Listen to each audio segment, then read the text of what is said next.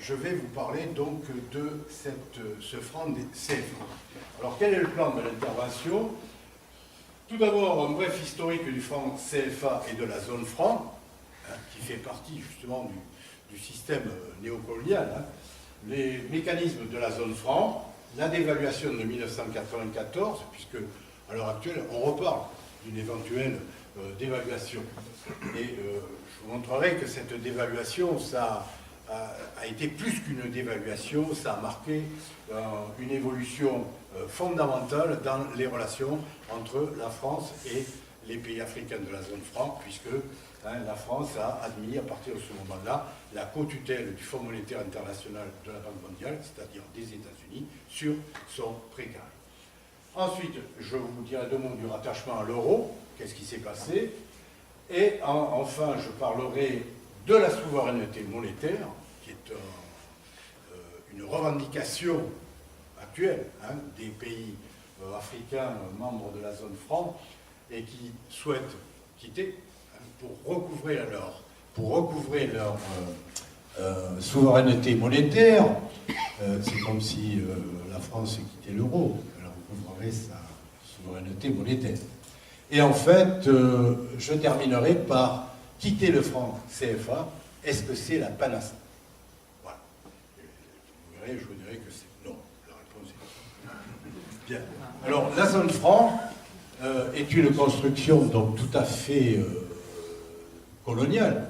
Elle est née à l'aube de la Deuxième Guerre mondiale, en août et en septembre 1939, fut décrétée l'inconvertibilité du franc CFA, du franc français, et l'instauration d'un contrôle d'échange qui interdit toute opération commerciale entre l'empire colonial français et l'extérieur.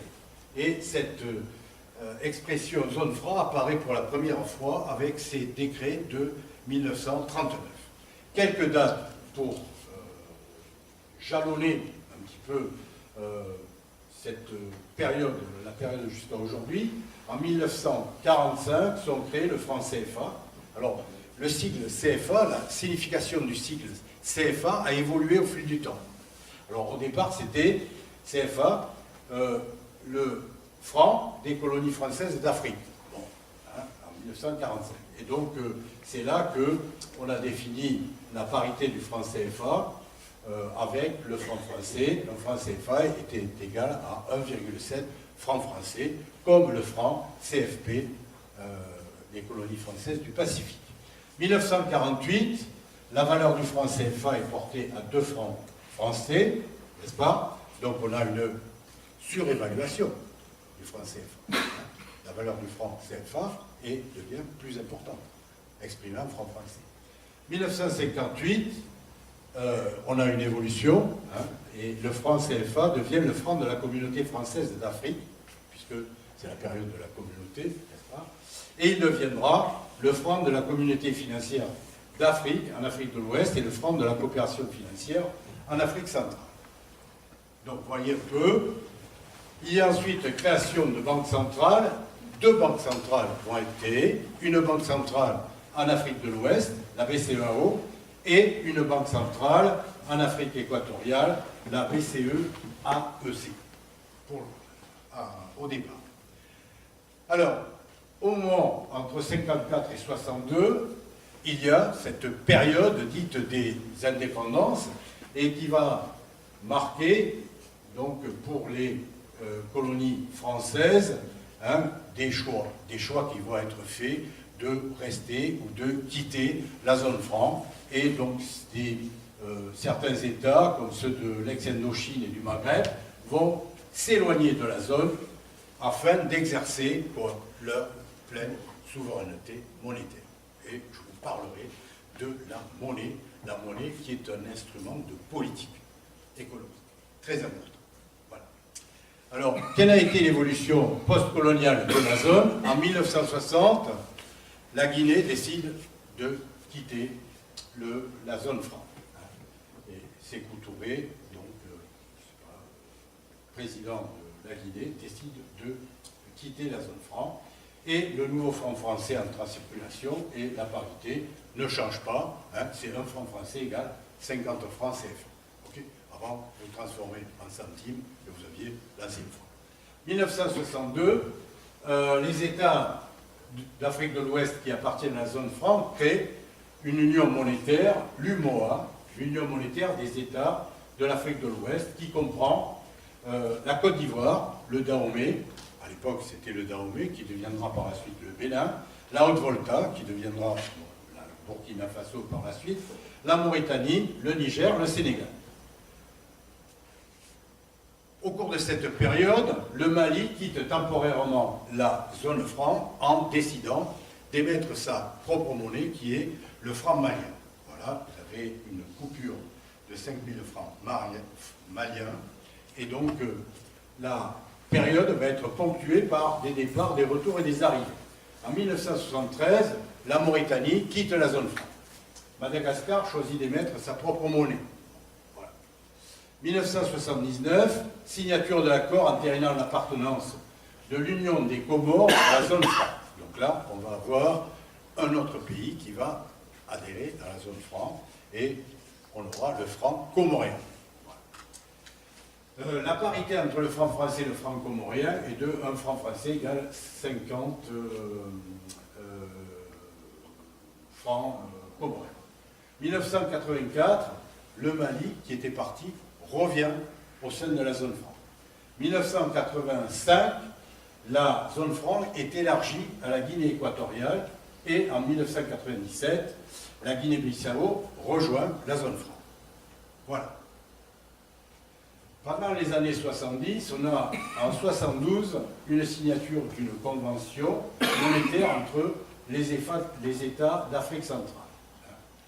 Voilà, je passe là-dessus. En 1973, eh bien, on a un traité qui constitue l'Union monétaire, accord de coopération entre la France et les républiques, les pays de l'Union monétaire ouest-africaine.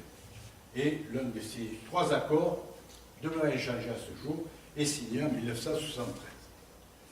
Voilà. Maintenant, on va s'arrêter, on va poser un peu, je vais un peu vite sur l'historique. Le 10 janvier 1994, il y a création de l'Union économique et monétaire ouest-africaine, qui existe encore à l'heure actuelle. C'est l'UEMOA. Et le 16 mars 1994, au niveau de l'Afrique centrale, on a la création de la CEMAC, Communauté économique et monétaire de l'Afrique centrale. Donc vous avez les deux signes côte à côte.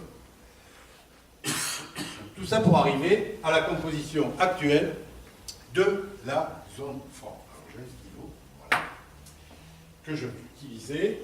Donc l'UEMOA, ici, l'Union économique et monétaire ouest-africaine, comprend donc le Bénin, le Burkina Faso, la Côte d'Ivoire, la Guinée-Bissau, le Mali, le Niger, le Sénégal et le Togo. Ok ? Donc, et la CEMAC, elle, comprend 6 pays, le Cameroun, le Congo, le Gabon, la Guinée équatoriale, la Centrafrique et le Tchad. Vous voyez ? Ok. Donc nous avons 14 pays africains membres de la zone franc, 14 PAZF. Et nous avons également les Comores, qui ont une banque centrale spécifique. Quels sont maintenant les principes, on entre dans le vif du sujet, fondateurs de la zone franc? Premier principe, convertibilité garantie par le Trésor français. Qu'est-ce que ça veut dire? Ça veut dire que les monnaies émises par les différents instituts d'émission de la zone franc, c'est-à-dire l'UEMOA, la BCE AC et la Banque centrale des Comores, eh bien, cette convertibilité est garantie sans limite par le Trésor français. Ça veut dire que si les banques centrales demandent des devises, le Trésor français est tenu de leur fournir les devises. Ok ? Voilà.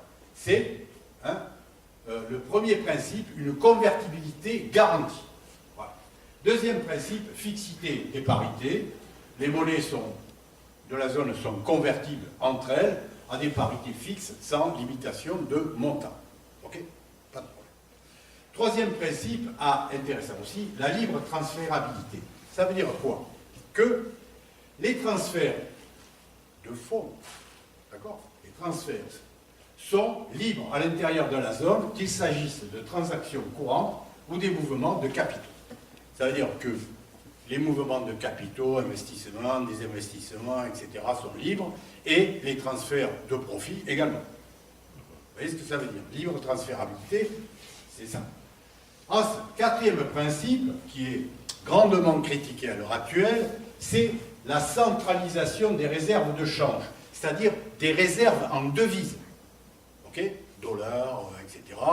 Hein, en contrepartie de la convertibilité illimitée, c'est-à-dire du premier principe, eh bien, les banques centrales africaines sont tenues de déposer au moins 50% de leurs réserves de change. Auparavant, c'était 65%, ça a été réduit à 50%, à l'exception, bon, il y a quelques exceptions que j'ai mis là, mais c'est pas très important. Eh bien, ces réserves de change doivent être déposées auprès du Trésor français et non pas de la Banque centrale. Monsieur Macron s'est planté l'autre jour lorsqu'il a dit que les réserves de change devaient être déposées auprès de la Banque centrale européenne. C'est faux. Hein. Les réserves de change sont déposées auprès du Trésor français sur ce qu'on appelle un compte d'opération ouvert au nom de chaque banque centrale. Donc la BCE aura son compte d'opération, crédité tant de dollars, de yens, de roupies, ce que vous voulez, etc. Et depuis 1975, ces avoirs bénéficient d'une garantie de change par rapport aux droits de tirage spéciaux, c'est la monnaie, si vous voulez, émise par le Fonds monétaire international, les DTS. Voilà.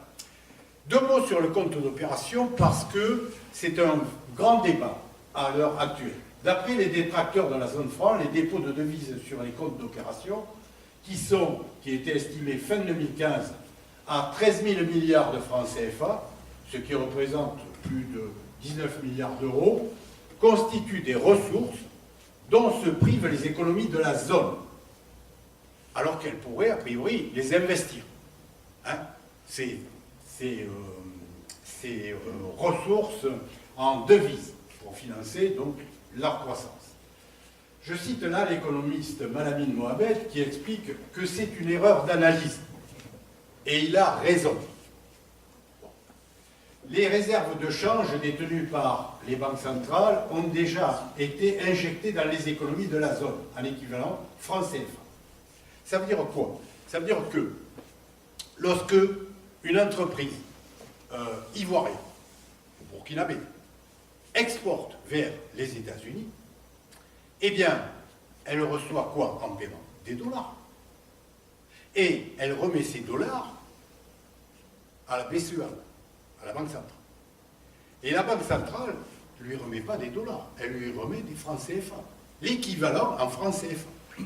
Et donc, ces dollars, dont une partie va auprès du Trésor français, on est d'accord, ces dollars, on ne peut pas s'en resservir, puisqu'ils ont déjà été transformés en francs CFA. Si on s'en resserre, on va faire marcher la planche à billets. C'est tout ce qu'on va faire. Donc c'est une erreur d'analyse. Hein, voilà. Concrètement, lorsqu'une société rapatrie des recettes d'exportation vers sa banque, celle-ci cède les devises à la BCEAO ou à la PEA. Ces dernières les logent dans un compte extérieur. Voilà. Donc, il y a une conversion en francs CFA. On ne peut pas s'en servir deux fois. Voilà. Et donc, en réalité, il suffirait, cela reviendrait à faire marcher la planche à billets.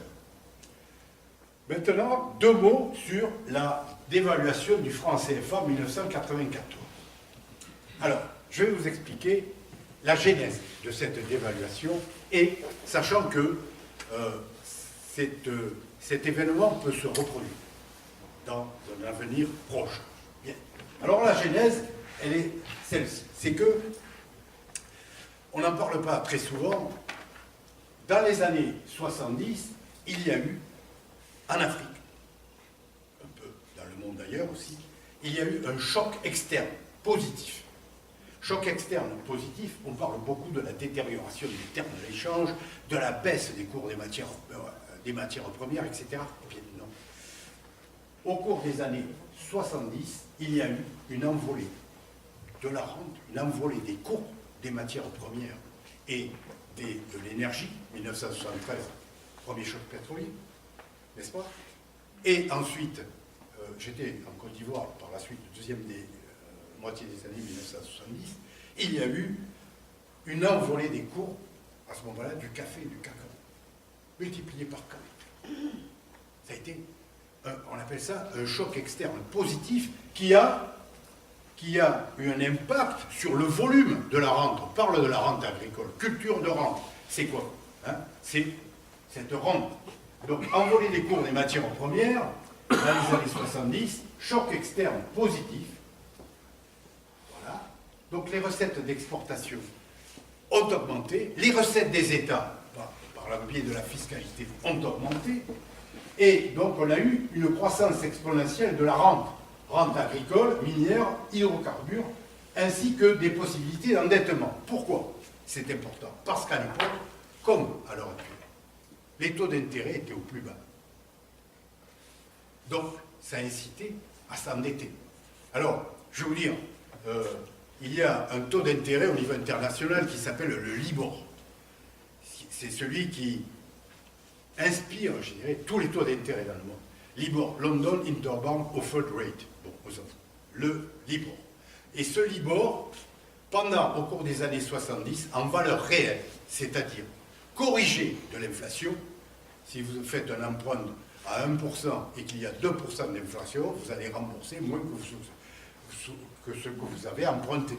Eh bien, ce taux, ce LIBOR, il était à moins 1%. Donc, ça a incité les pays à s'endetter.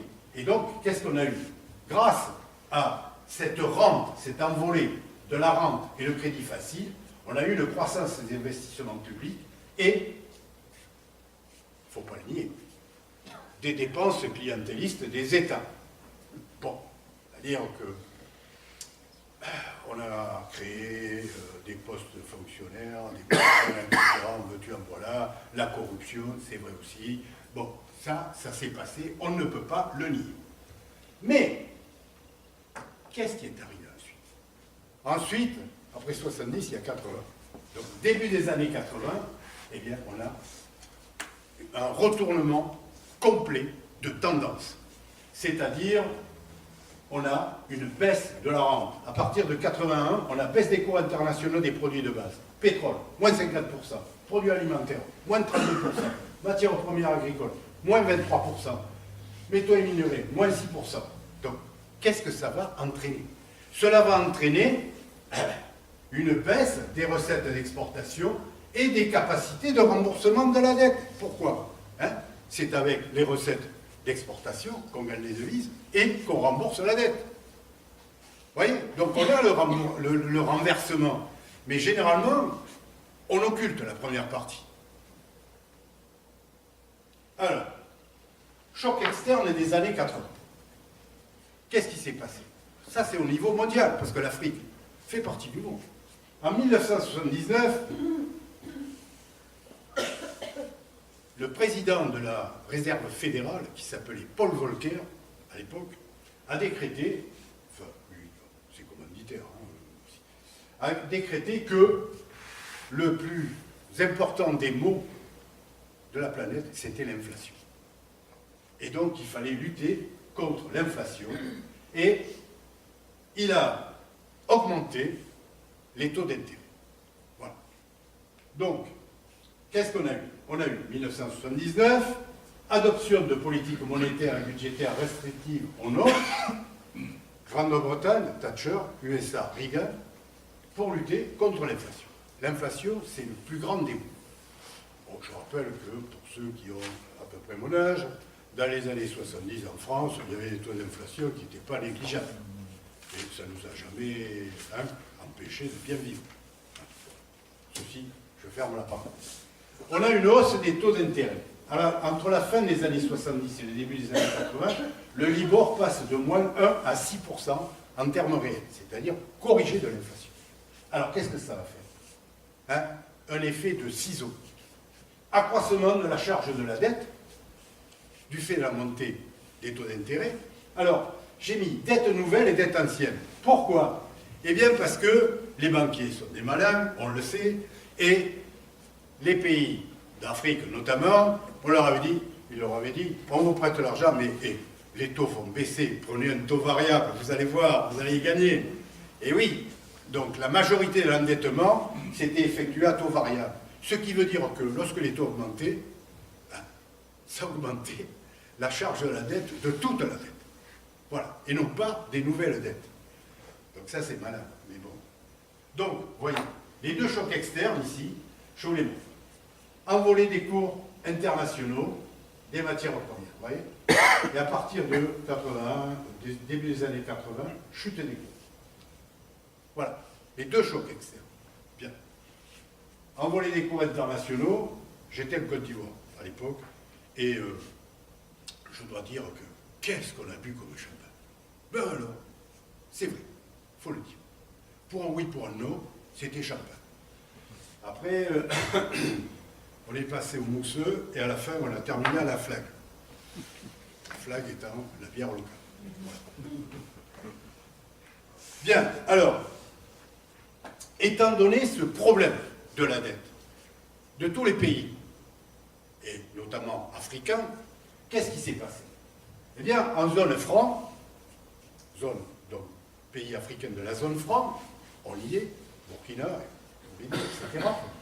Eh bien, étant donné l'intangibilité postulée de la parité du franc CFA, c'est-à-dire on ne voulait pas toucher à la parité, et la parité, hein, eh bien, il y a eu un refus de l'ajustement monétaire, c'est-à-dire refus d'une dévaluation du franc CFA. Refus. Il aurait fallu dévaluer. Ça a été fait plus tard. Et la France a préconisé ce qu'on a appelé un ajustement réel, c'est-à-dire un ajustement désinflationniste. J'explique. C'est rien. Ça a été fait après en Europe. Hein. Ajustement désinflationniste, si on dévalue, par exemple, on a nos produits, je prends pays. Les produits de pays ne sont pas assez compétitifs sur les marchés internationaux. Ok? Les prix sont trop élevés, exprimés en devises. Eh bien, on peut dévaluer la monnaie locale, la monnaie nationale, pour recouvrer de la compétitivité. Alors, je m'explique. Si ce micro vaut 1 euro et que la parité, c'est 1 euro égale 1 dollar, eh bien, à l'exportation, hein, il faudra 1 dollar. Je décide d'évaluer l'euro. Et donc, je dévalue l'euro, je dévalue de 50%. Ça voudra dire que ce micro, qui vaut 1 euro, ne vaut plus qu'un demi-dollar. Voilà, ok. C'est comme ça qu'on recouvre de la compétitivité externe. C'est pas aussi simple que ça, hein, la dévaluation. Mais, voilà. Et donc ça, c'est interdit, parce qu'on ne voulait pas toucher à la parité entre le franc français et le français. Alors, l'ajustement désinflationniste, c'est quoi? Pour recouvrer de la compétitivité, quel est l'autre moyen? C'est d'obtenir un taux d'inflation plus faible que celui de ses concurrents. Si le taux d'inflation national est de 1%, nos produits vont augmenter de 1%. Si nos concurrents, le taux d'inflation est 10%, leurs produits vont augmenter de 10%. Et on gagnera 9 points de compétitivité. Ça veut dire qu'il faut de la désinflation, en quelque sorte. Et donc, c'est un ajustement qui a été donc imposé par la France, mais qui était plus tempéré, je dirais, que celui prôné par les institutions de Bretton Woods, Banque mondiale et Fonds monétaire international. Et donc, comme la France était le premier prêteur de la zone, eh bien, elle était en mesure d'imposer un ajustement moins rigoureux qui protégeait ses intérêts et les intérêts de ses entreprises. Voilà, hein, ce n'était pas pour faire plaisir aux Africains, évidemment. Bien. Alors cet ajustement, ces programmes d'ajustement structurel vont se cantonner à proposer une série de mesures internes tentant de lutter contre l'appréciation du franc CFA. Là, on disait que le franc CFA était surévalué, donc les produits étaient trop chers sur les marchés internationaux. Donc politique désinflationniste, réduction du déficit budgétaire. Alors comment réduire le déficit budgétaire? Eh bien notamment en réduisant les dépenses de l'État. Et quel était le premier poste de dépenses des États? C'était les salaires, la masse salariale de la fonction publique. Donc, il a fallu réduction des salaires de la fonction publique et licenciement, évidemment. Alors, je vous rappelle que je peux justement vous dire qu'à une époque, en Afrique centrale, du jour au lendemain, les salaires des fonctionnaires ont été diminués de moitié. Salaires nominaux. Alors, ils gagnaient 1000 francs CFA, le mois d'après, 500. Voilà, c'est comme ça qu'on réduisait la masse salariale. Bien. Ensuite, restructuration de la fonction publique, donc licenciement, réduction du secteur public par la privatisation, on connaît, hein, ça a permis justement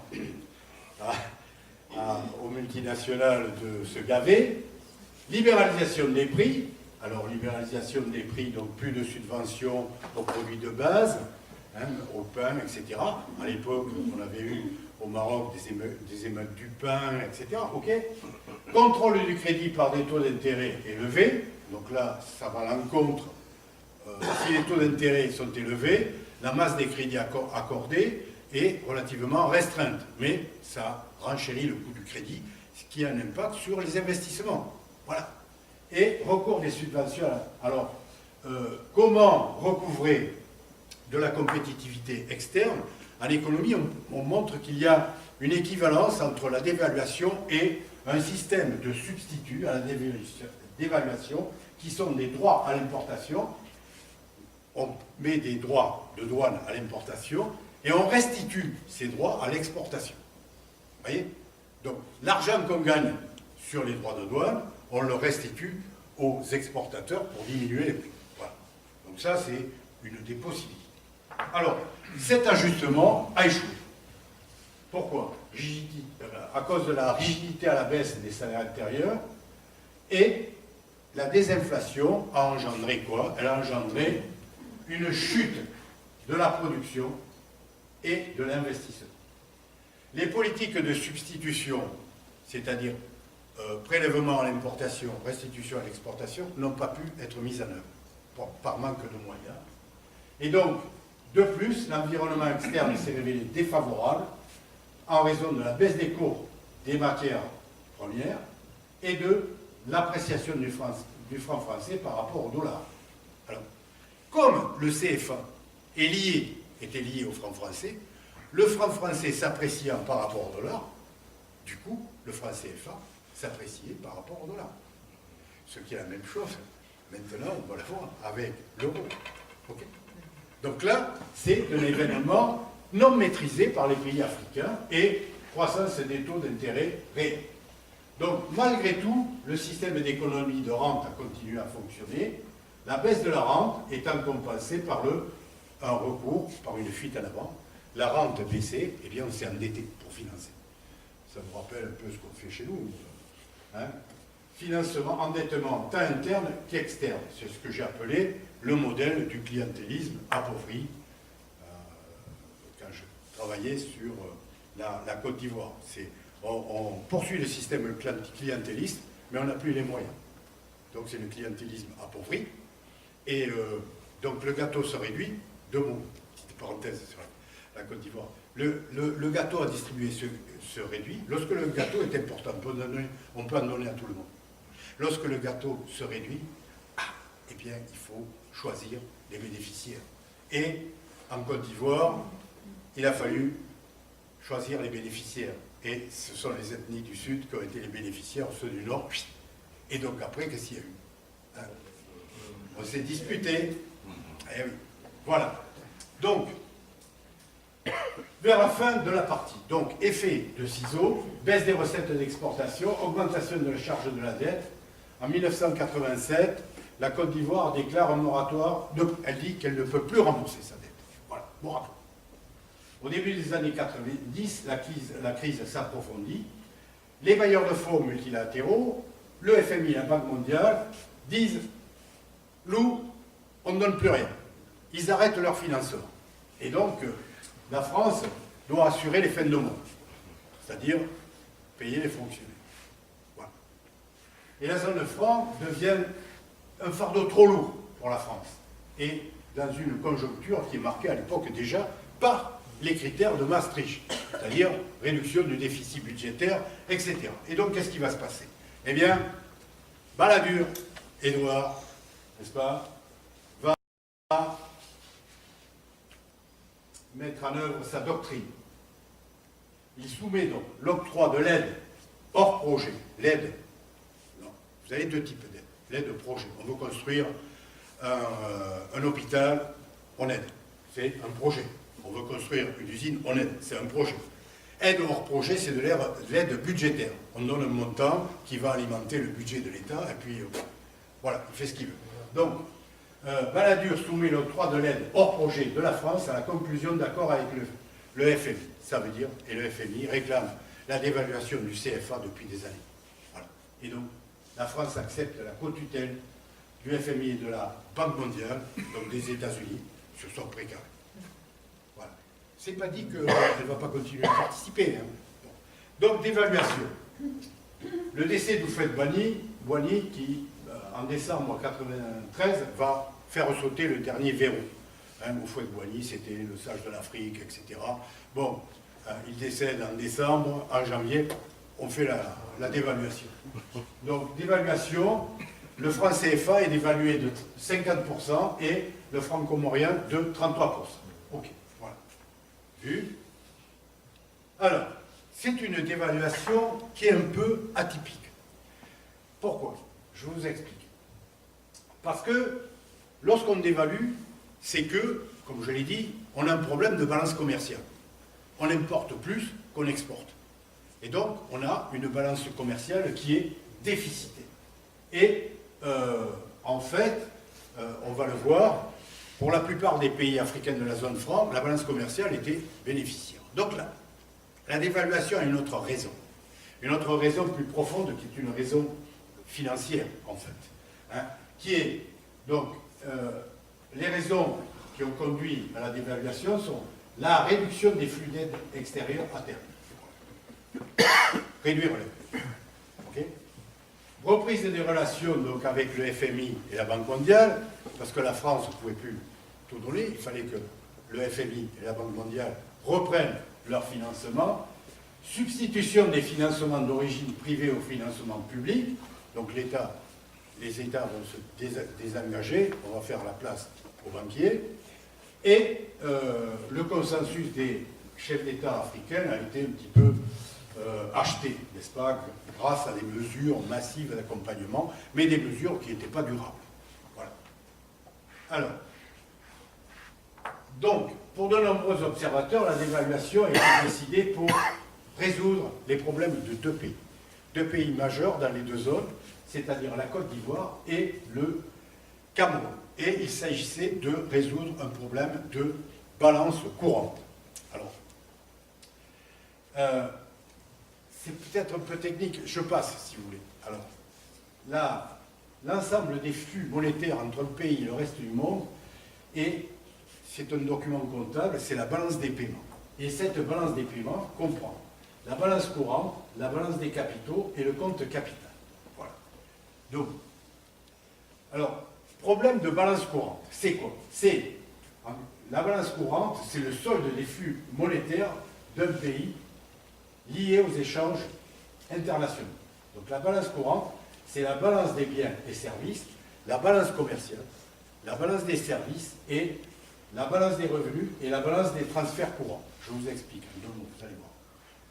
J'ai la balance commerciale, c'est le solde des exportations et des importations de biens. On sait.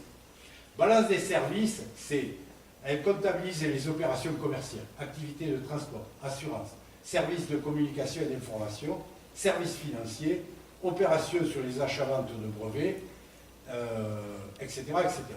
Donc ça, on va voir que c'était négatif pour les pays africains. La balance des revenus comptabilise les entrées et les sorties des revenus des salariés. Revenus des expatriés, dans un sens, et revenus des émigrés, dans l'autre sens. Okay, et revenus du capital, les dividendes, hein, qui sont exportés. Hein, voilà. Et la balance des transferts courants totalise les transferts courants du secteur public, c'est-à-dire les contributions au budget des communautés comme la France, contribution au budget de l'Union européenne, etc. Voilà. Alors, qu'est-ce qui se passait? C'est que la balance, pour un pays, il faut avoir une balance courante positive. Pourquoi? Parce que cela permet d'accroître les avoirs en devises. Et ces avoirs en devises, ils permettent de rembourser la dette. Voilà. Donc, il faut avoir, de façon, il est préférable d'avoir une balance courante positive. Parce qu'une balance courante négative doit être compensée par des emprunts. Ok? Donc, il faut avoir une balance courante positive. Bien. Et cette balance courante, on l'a vu, fait partie de la balance des paiements. Alors voilà. Pour les pays africains de la zone franc, qu'est-ce qu'il y a? La balance commerciale était positive. Voilà. Ils exportent plus de café, de cacao, etc., qu'ils n'importent. C'est pour les biens. Pour les services, dont on a vu ce que c'était, les assurances, les transports, etc., la balance négative. Pour les transferts courants positifs, pourquoi? Dans les transferts courants, on a l'aide publique au développement, etc. Et pour les revenus, salaire, dividendes, intérêts, négatifs. Voilà. Donc, si vous voulez, la dévaluation visait ça et ça, balance des revenus, qui font partie de la balance courante. Voilà. Pourquoi? Et donc, cette dévaluation, qu'est-ce qu'elle a produit? Eh bien, il y a eu quelques effets positifs sur la croissance, mais sur le long terme, on ne peut pas dire qu'il y ait eu vraiment des effets totalement positifs, puisque les performances globalement des pays de la zone franc sont à peu près identiques à celles des autres pays de l'Afrique subsaharienne. On ne peut pas dire le contraire. Personnellement, à intervalles réguliers, j'étais interviewé par des médias me disant « Oui, l'Afrique est repartie, etc. » Je leur disais « Oui, attendez qu'il y ait un retournement des cours internationaux des matières premières, vous allez voir ce qui va se passer. » Et effectivement, c'était ce qui se passe. Alors, ces performances restent tributaires de l'évolution de la conjoncture internationale et des comptes des exportations africaines. Et ça, c'est une dépendance contre laquelle il faut lutter. Si on n'y arrive pas, si les Africains n'y arrivent pas, ben, ce sera terminé. À partir de 1994, il y a création d'union économique, l'UEMOA. Donc l'UEMOA a été calquée sur l'Union européenne. Voilà. Et en fait, ces unions sont censées assurer la convergence des économies dans un cadre néolibéral. Alors, une union économique, monétaire, pour qu'elle fonctionne, eh bien, il faut qu'il y ait une harmonie de la structure des différents pays membres. Sinon, ça ne peut pas marcher. Prenez l'Allemagne et la Grèce, ça ne peut pas fonctionner. Ça ne peut pas. Il faut qu'il y ait, pour qu'une zone monétaire en économie soit optimale, s'il vous plaît, il faut qu'il y ait une harmonie. Il faut que les structures économiques, sociales, soient proches. Parce que sinon, ce n'est pas possible. C'est lorsqu'un pays aborde un regroupement, ça j'ai travaillé là-dessus en Afrique de l'Ouest, lorsqu'un pays aborde un regroupement régional en position de leader, il ne fait qu'accroître son leadership. Alors, à moins qu'il y ait des mécanismes compensateurs qui n'existent pas réellement, même s'il y a le pays leader ne veut jamais payer l'addition. Voilà ce qui se passe. Bien, donc, alors, malgré les réticences de certains de ses partenaires, donc la France a pu exiger, a pu négocier le rattachement du CFA à l'euro. Pourquoi? Parce que, voilà, à cause de ça. L'argument, ça a été que le CFA n'impliquait pas la Banque de France, mais impliquait le Trésor français. Donc, la BCE n'avait rien à y voir.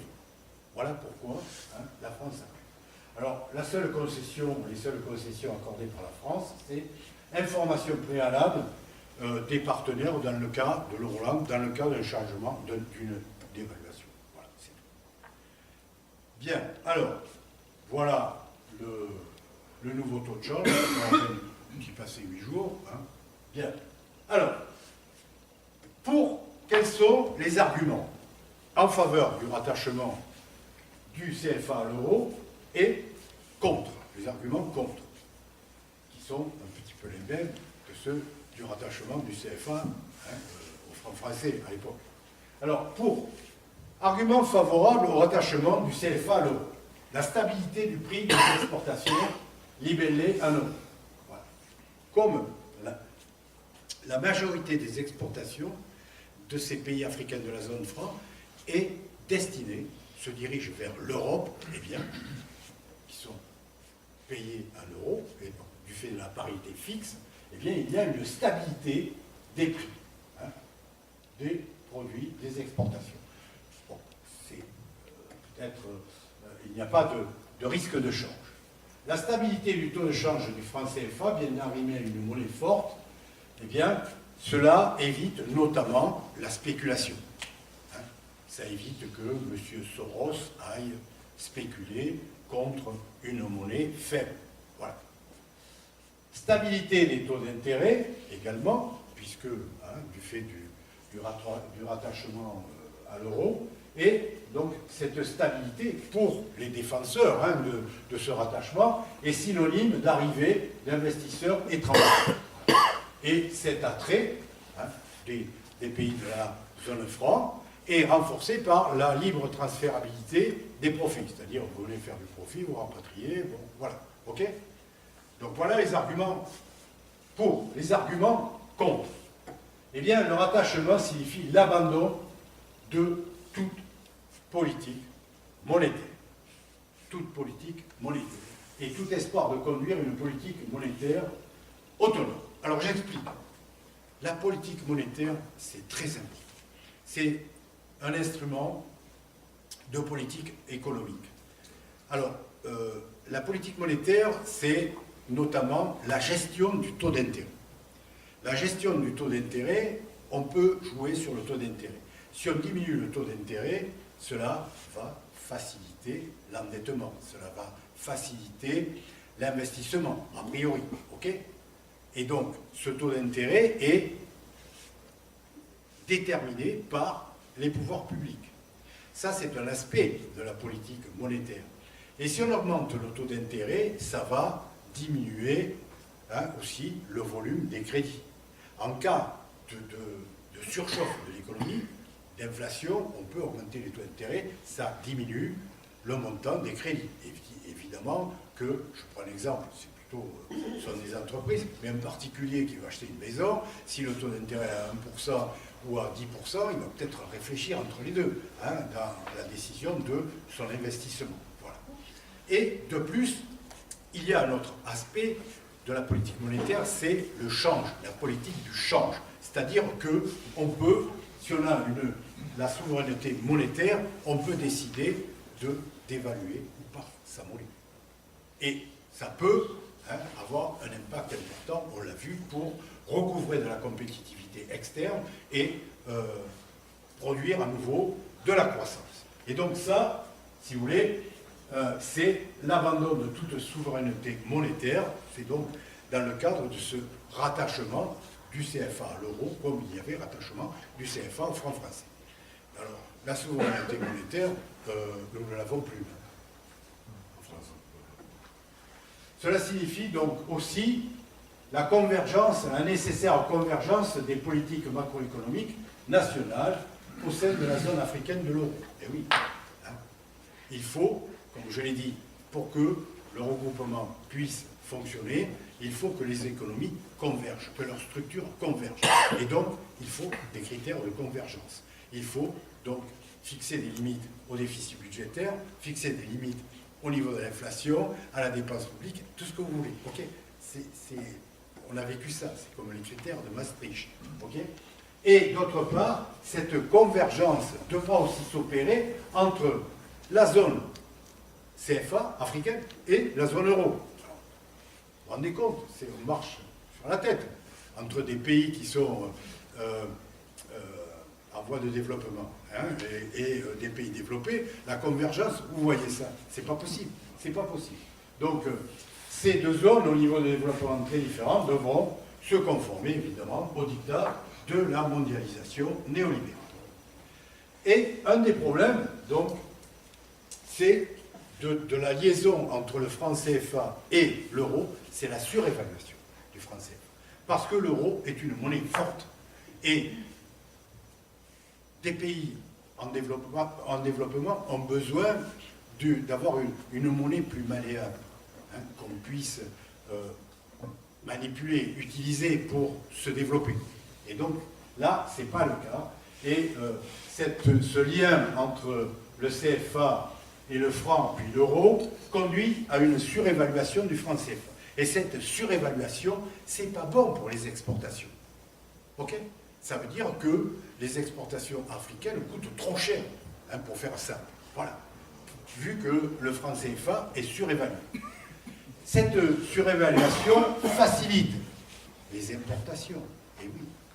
Hein, parce qu'un franc CFA surévalué, hein, ça permet d'importer à moindre coût, en quelque sorte. Et ça, c'est intéressant pour qui? Pour les élites, hein, qui consomment des biens importés, notamment des biens de luxe, des mercos, tout ça. Hein, et pour les classes moyennes émergentes. Les autres, pas la peine. Mais cela constitue un handicap pour les exportations et la production locale. Et voilà. Hein. Si on veut de la production industrielle de substitution aux importations, ça pose problème. Elle n'est pas compétitive. Hein. Donc ça, il fallait le signaler. Alors, quel est le bilan? Je me suis amusé là. J'ai pris l'indice du développement humain publié par le PNUD en 2007. Donc vous avez l'IDH en 2015. Le classement du PNUD, selon l'indice du développement humain, qui comprend 3 éléments, qui comprend le revenu par habitant, un aspect concernant l'éducation et un aspect concernant la santé, c'est-à-dire l'espérance de vie. Hein. Okay. Vous avez ces 3 éléments. Et donc, sur 188 pays, voilà, vous avez l'UEMOA, la CEMAC. Bon, je crois que le bilan n'est pas terrible. Honnêtement. Hein. Donc, j'ai mis des astérisques parce que ces 3 pays sont dans les pays à indice de développement intermédiaire. Les autres sont dans les indices de développement les plus bas. Alors, vous voyez, bon, enfin, c'est assez désolant. Voilà. C'est tout. Alors, on arrive à la fin, je vous rassure, pour survie, quelles sont les raisons de la pérennité du système? Eh bien, avantage pour la France, je cite un document de survie, les grands groupes français qui peuvent opérer dans la zone sans risque de change et en rapatriant sans limite de leurs bénéfices. Sans risque de change, pourquoi? Parce qu'il y a une parité. Okay, hein, la parité entre le CFA et l'euro ne varie pas. Donc, pas de risque de change. Quand il y a risque de change, d'évolution des monnaies, il faut s'assurer, ça a un coût. Voilà. Et donc, politique, il existe une logique de précaré.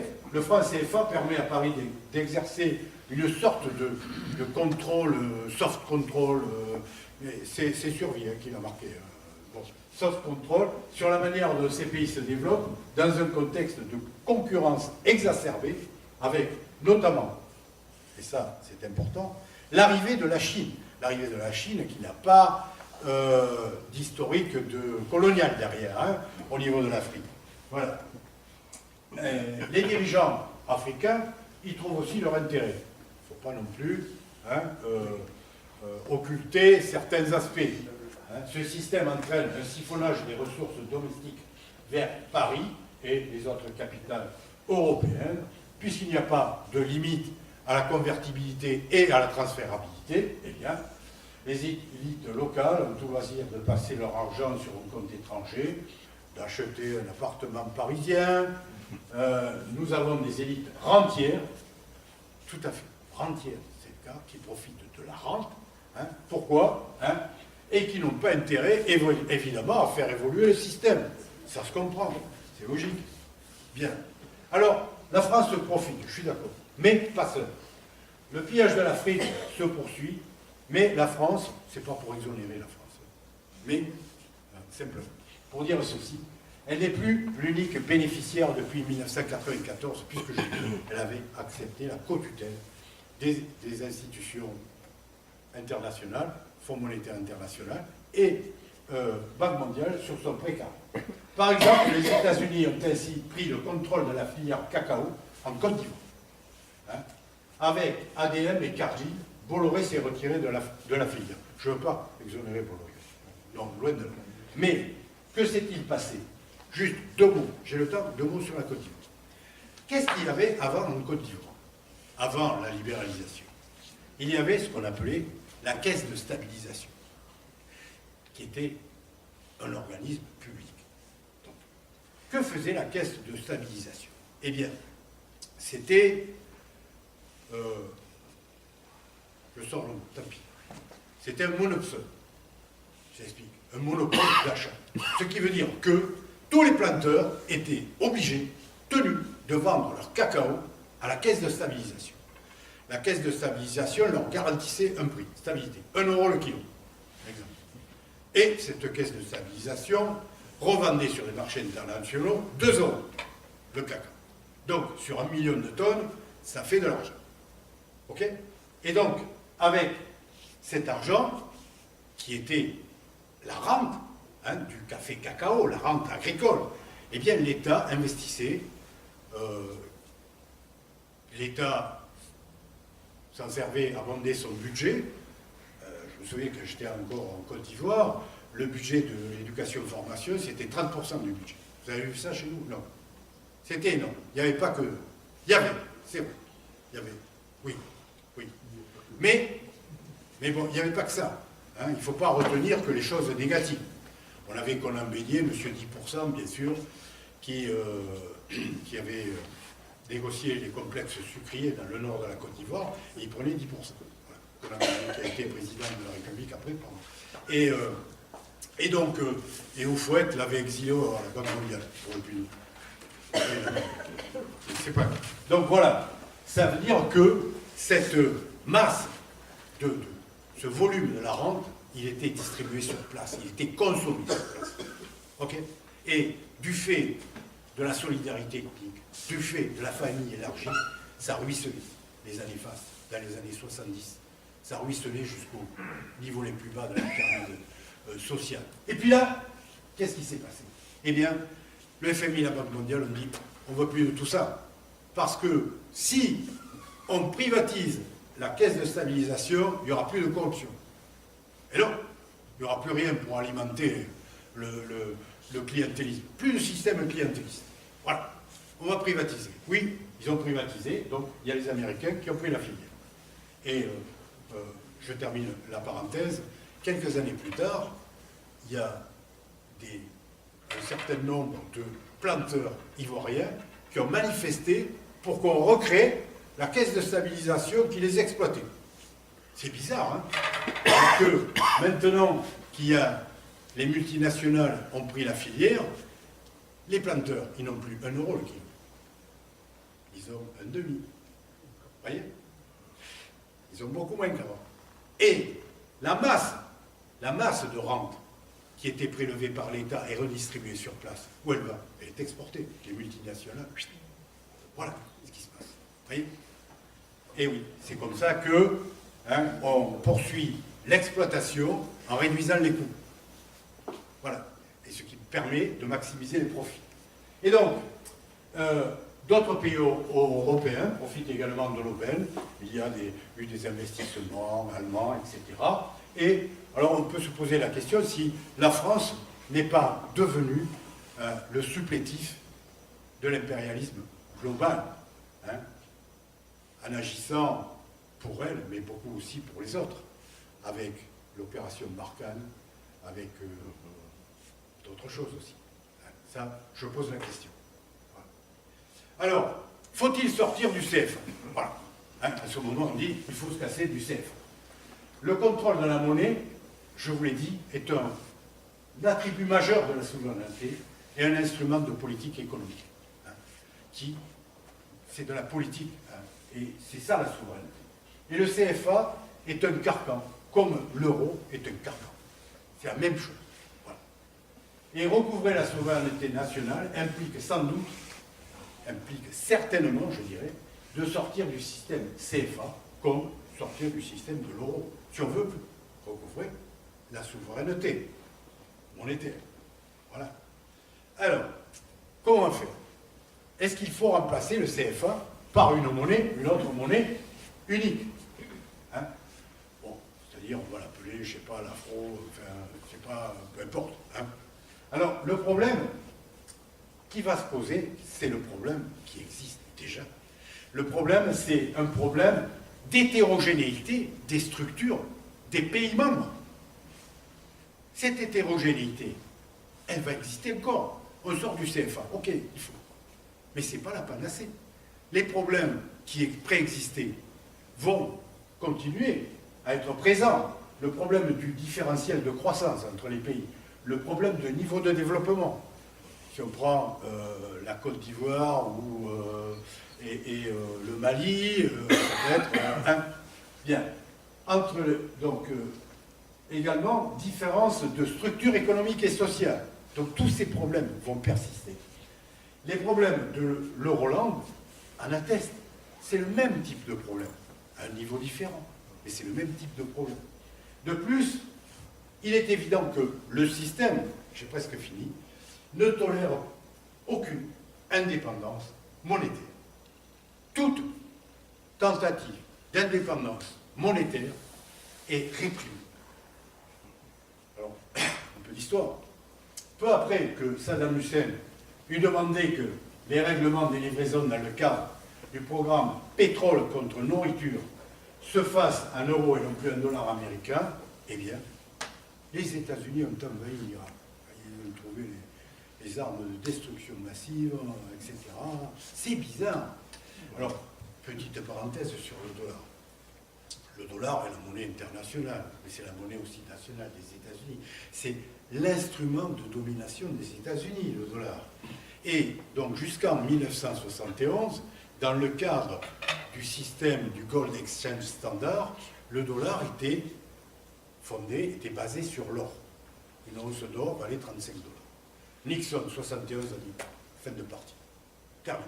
De toute manière, il n'y avait pas assez d'or dans les caves pour ouvrir toutes les masses de dollars à circulation. Et pourquoi le dollar a-t-il continué à prédominer, à dominer? Parce que le dollar est fondé sur le pétrole. Toutes les transactions, le pétrole est coté en dollars. Toutes les transactions sur le pétrole se font en dollars. Vous avez besoin de pétrole, il faut du dollar. Il faut que vous vous procuriez du dollar. Et ça, c'est le pétrole est fondé sur le dollar. Le dollar est fondé sur le pétrole. Et si on essaie de changer les choses, ça se passe mal. Ça se passe mal. Saddam Hussein. Sarkozy aurait voulu châtier le monde du 11 janvier 2016, aurait voulu châtier Kadhafi pour son plan de lancement d'une monnaie panafricaine, voit se substituer au franc CFA et menaçant l'influence française. N'est-ce pas? Kadhafi voulait créer une monnaie africaine. Il avait, je crois, 140 tonnes d'or dans les caves de la Banque centrale. Et on ne sait plus où est passé l'eau. C'est bizarre. On ne sait plus. Il y a de l'évaporation là-bas, certainement. Donc, vous voyez un petit peu le problème. Et donc là, depuis 1971, comme je l'ai dit, la suprématie du dollar est fondée sur le pétrole. Donc vous l'avez là, système de cotation. Et depuis septembre, ça je l'ai expliqué là, depuis septembre 2017, la Russie, l'Iran, le Qatar, hein, le Qatar a des problèmes à l'heure actuelle, hein, le Qatar, le Venezuela acceptent désormais de vendre leur pétrole avec des contrats en yuan convertibles en or.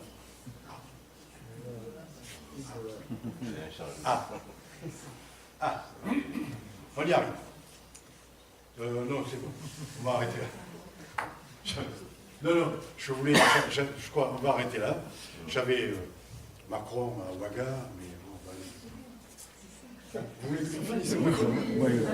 Alors, qu'a dit Macron à Ouaga, quelques morceaux choisis, citation, la solution ne viendra pas de l'extérieur, mais elle viendra pas non plus du statu quo, des vieilles habitudes.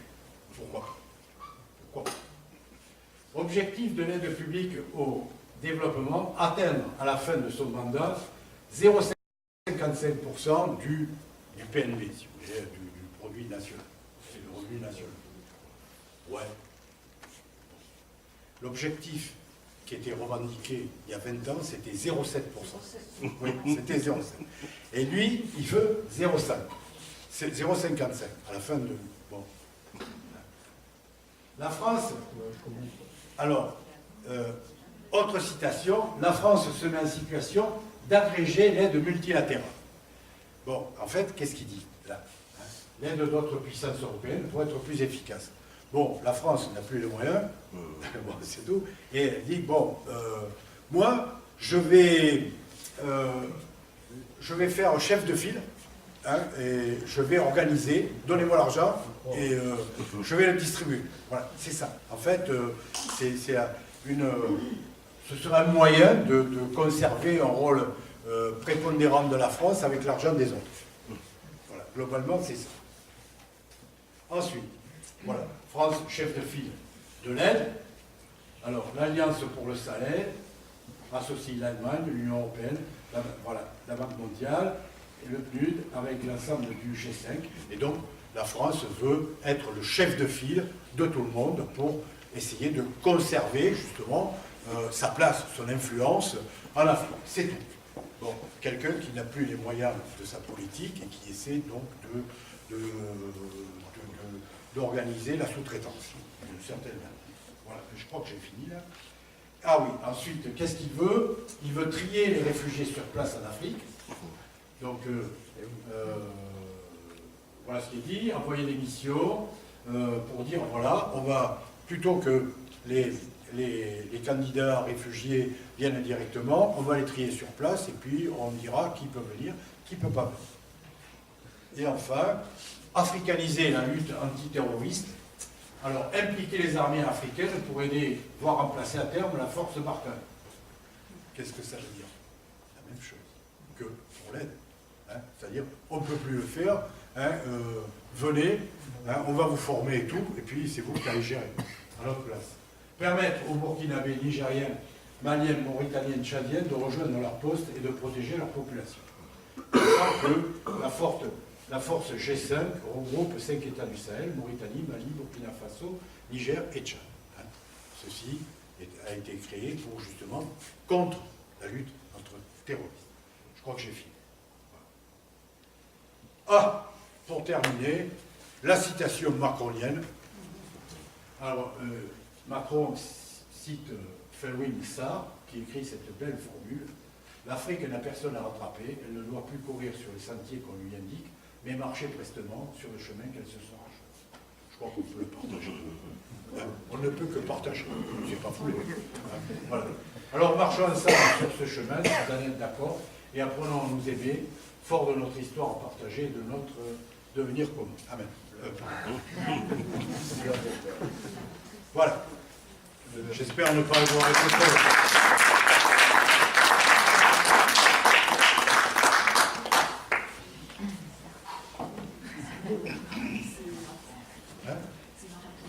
Ah oui, vous m'aviez dit qu'il fallait... Qu'est-ce que... Je peux pas... Merci beaucoup, parce que c'est vrai que c'est un sujet complexe, oui, qui nous tenait à cœur, on voulait en parler, on connaît très très bien la complexité dans un monde libéral, où tout va très vite. On sent bien que les peuples sont quand même dans un rouleau compresseur. Voilà, alors les peuples africains, mais je pense que on a aussi des questions à se poser. En France, vous citiez aussi la Grèce, on pourrait citer l'Espagne, on pourrait citer d'autres pays. Je pense qu'on est là dans une machine un peu infernale. Je ne sais pas si elle a un conducteur. Les multinationales doivent à peu près savoir où sont les bons moutons. Pour quelques personnes qui naviguent avec elle. En attendant, on peut être inquiet quand même, peut-être, et aussi se dire qu'on a toujours les moyens de changer le cours des choses. Mais je pense que voilà, la parole est à la salle. Si vous avez, je pense que vous avez je vais répondre là, à ce propos. Pardon. Bien. Merci. Je vais répondre à ce propos. Je vais me faire de la pub. En fait, cette mondialisation néolibérale atteint l'Afrique, les pays du Sud. Et là, c'est très sensible. Mais cette mondialisation a des effets chez nous qui sont perceptibles depuis très longtemps. Et en fait, cette mondialisation néolibérale, l'objectif, c'est le titre du bouquin que j'ai écrit, c'est la tiers-mondialisation de la planète. C'est-à-dire étendre tout ça pour maximiser l'exploitation, c'est étendre la structure sociale des pays du Sud, c'est-à-dire c'est une structure sociale fortement déséquilibrée, avec quelques privilégiés, les 0,1% en haut, et structure sociale déséquilibrée, ça veut dire qu'il n'y a rien au milieu. Et en bas, c'est une structure totalement dualiste, il y a les pays. Et au milieu, il n'y a plus de classe moyenne. Et ce que nous vivons en Occident, c'est l'euthanasie de la classe moyenne. Voilà. Qui va nous conduire justement à cette structure sociale du tiers-monde. Voilà. Avec les 0,1% et les 99,9% en bas. Voilà. C'est ce que j'ai tenté d'expliquer dans mon bouquin, il y a quelques années déjà. Je ne suis pas mécontent parce que je crois qu'on est en plein dans ce processus de laminage des classes moyennes et donc de la constitution de cette structure sociale très fortement déséquilibrée. Voilà, j'arrête.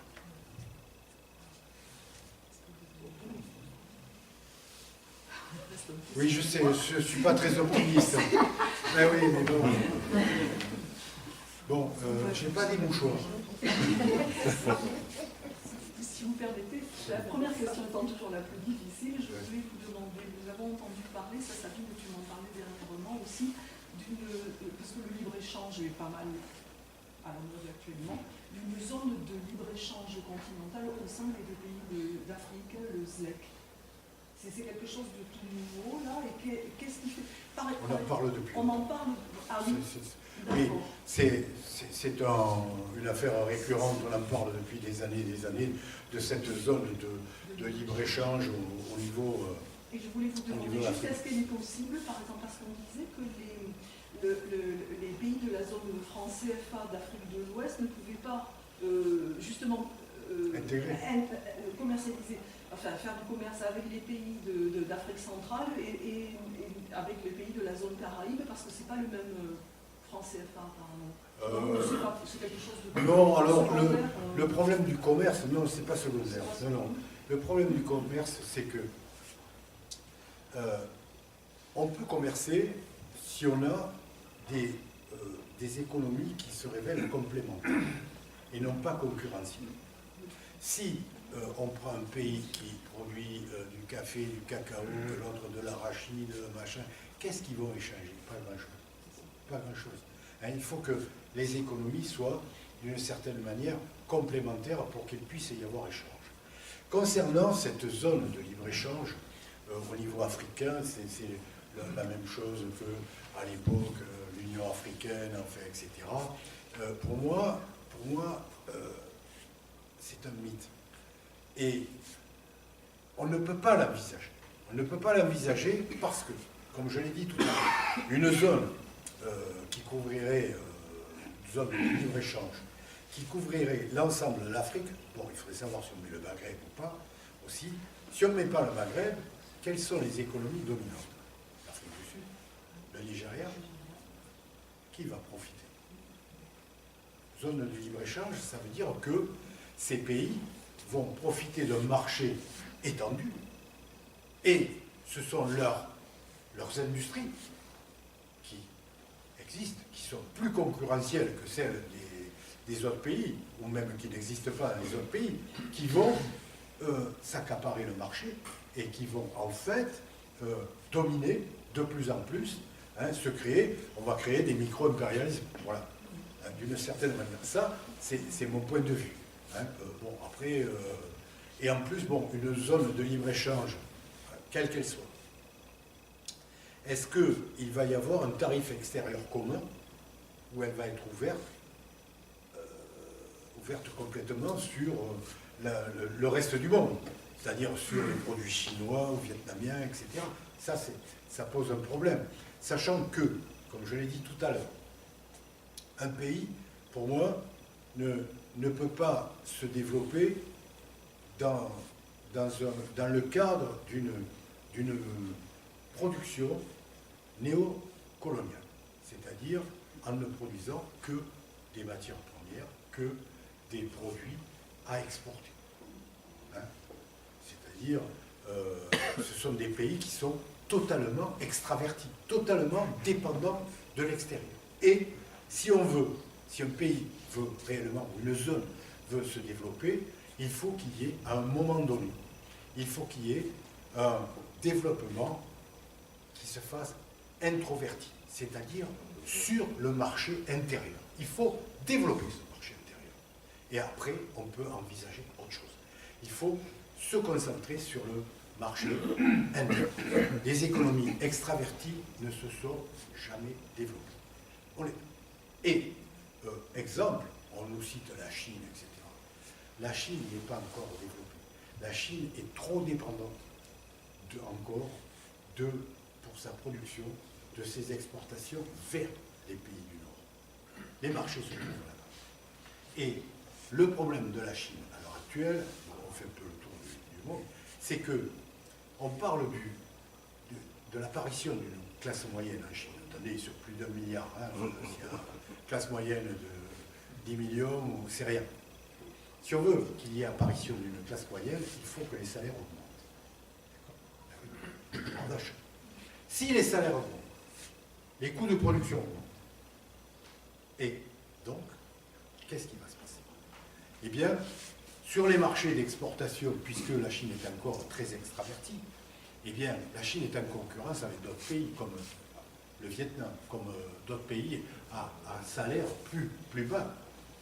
Et donc là, ça pose une limite à l'augmentation des salaires et à la création d'une classe moyenne.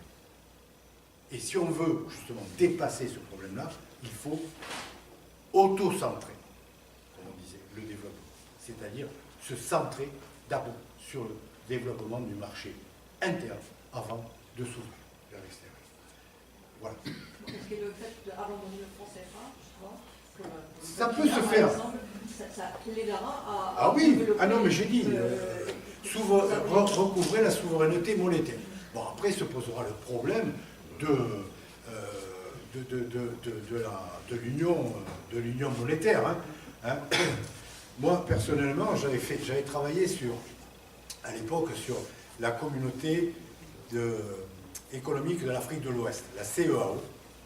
J'avais travaillé là-dessus et j'avais montré que c'était la Côte d'Ivoire qui dominait et qui continuait, qui accroissait sa domination au fil des ans. Et le fait qu'il y ait ouverture, que la Côte d'Ivoire, l'industrie de la Côte d'Ivoire ait un marché beaucoup plus important, ça permettait à ces industries de devenir plus compétitives, économie d'échelle, etc. Et les autres pays, voilà. Vous voyez? Alors ça, il faut le gérer. Sortir du CFA, je suis d'accord. Mais ça ne veut pas dire que tout va être réglé. Tous les problèmes ne sont pas réglés. Au contraire, ça commence. Voilà. Il faudrait que les pays soient, par exemple, le Burkina et à côté de la Côte d'Ivoire, au même niveau. Il n'y en a jamais deux pays qui sont équivalents, il y a toujours un qui peut fonctionner. Ou alors, pas du tout comment ça peut marcher. Alors, comment ça peut fonctionner? Il faudrait que le pays dominant accepte de payer les coûts, accepte de partager. J'ai eu travaillé il y a très longtemps sur les politiques industrielles au sein de la... Quelqu'un a parlé de la CDE. J'ai fait un travail de consultant là-dessus, sur la politique industrielle au sein de la CDE. Il n'y en avait pas. Il n'y en avait pas. Parce que qui va accepter de dire oui, on va ventiler les industries, on va mettre telle industrie dans tel pays, etc. Personne. Personne. Ils ne veulent pas. J'avais travaillé là-dessus et j'avais montré que ça ne marcherait pas. Ça ne marcherait pas. Effectivement, ça n'a pas marché. Vous voyez?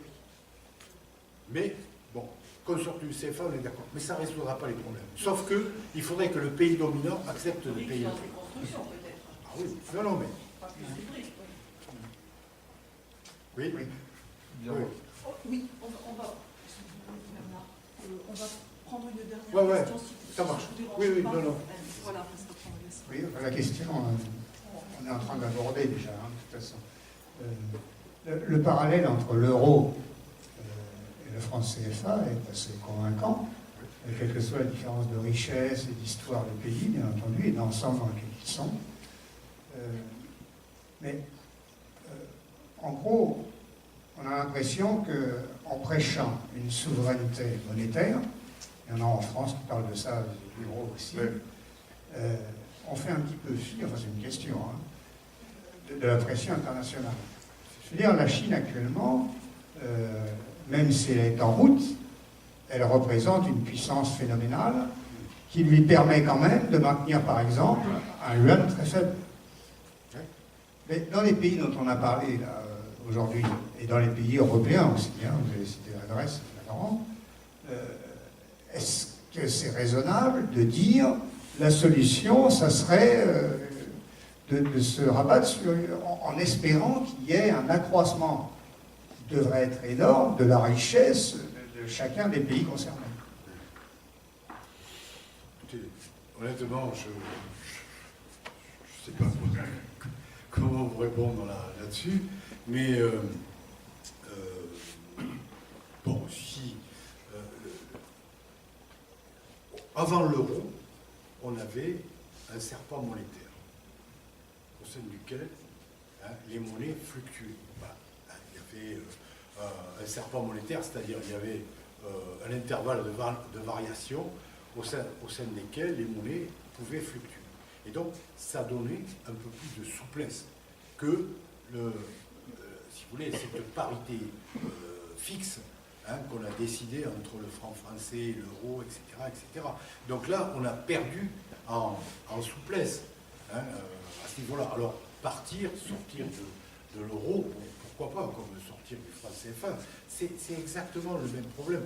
Recouvrer sa souveraineté monétaire, alors ça peut avoir effectivement des points positifs, je l'ai dit pour le CFA, c'est la même chose pour l'euro, mais ça peut avoir des effets négatifs au niveau de la spéculation, au niveau de l'environnement, si vous voulez, international. Alors, honnêtement, je ne sais pas, je ne saurais vous dire ce qu'il faut faire. Je m'interroge moi-même sur les possibilités. Je sais qu'il est important pour un pays, pour une région, de pouvoir utiliser les trois instruments de politique monétaire, qui sont la monnaie, le change, la politique monétaire, la politique du change, et également la politique budgétaire. Or, on nous a confisqué ces trois instruments de politique économique. Confisqués, et donc on n'a plus le choix, puisque il n'y a plus, avec la règle d'or, avec la Banque Centrale Européenne, qui est soi-disant une banque centrale indépendante, et le fait qu'on ne peut plus agir, on ne peut plus avoir de politique du change, c'est-à-dire on ne peut plus dévaluer, on a tous ces instruments de politique économique qui nous ont été confisqués. Alors, ça permettait, ces instruments permettaient d'avoir une certaine souplesse et de s'adapter aux fluctuations de la conjoncture internationale, notamment. Alors bon, que faire? Rester en espérant que l'Europe se réforme, je ne sais pas. Moi, j'y crois pas. Bon. J'ai l'autorisation d'insister un tout petit peu.